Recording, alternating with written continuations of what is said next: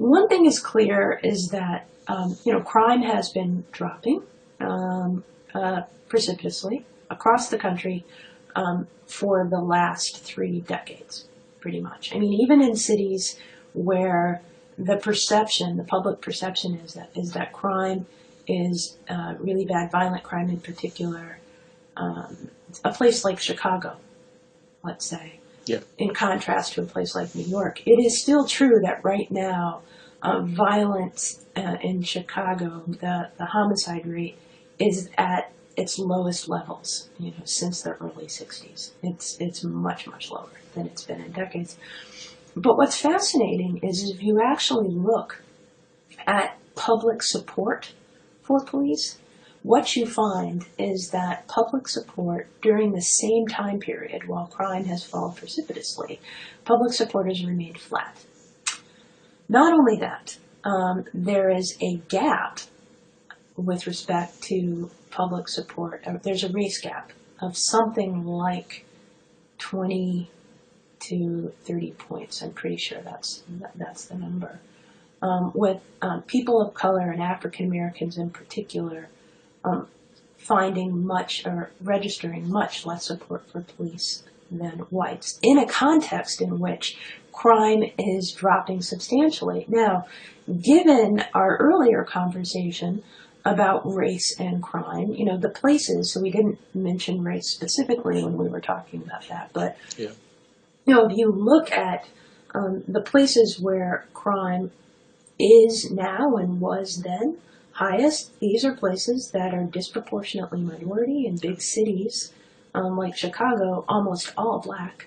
And these are the people who are technically reaping the benefit of these lower crime rates. And yet, their support has remained flat during this time period and much, much lower than the support that whites offer the police. And so there's this question about what gives. And I think in these issues of procedural justice and legitimacy are really important to understanding that dynamic. That is, people are not going to automatically support the police just because the police are contributing to this outcome. And I'm not going to say that police are responsible entirely for this crime drop. No one can say that. But I think it's fair to say that they have played a pretty substantial role.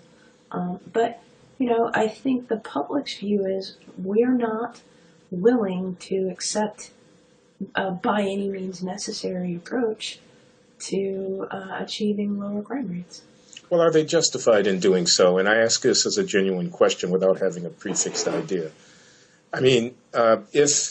If the rhetoric from leadership and prominent respected parties within minority communities were more pro-police, might that be helpful in engendering in communities an appreciation of what benefits they are reaping from policing, or is it that while these benefits are being generated, they're being generated with a cost that's borne disproportionately by innocent or law-abiding members of communities of color, so that, I'm not supposed to believe my own lying eyes as a person in the community. I know that I've been stopped and I've been frisked. I know that my kid has been hassled, or I know that the policeman was impolite or worse.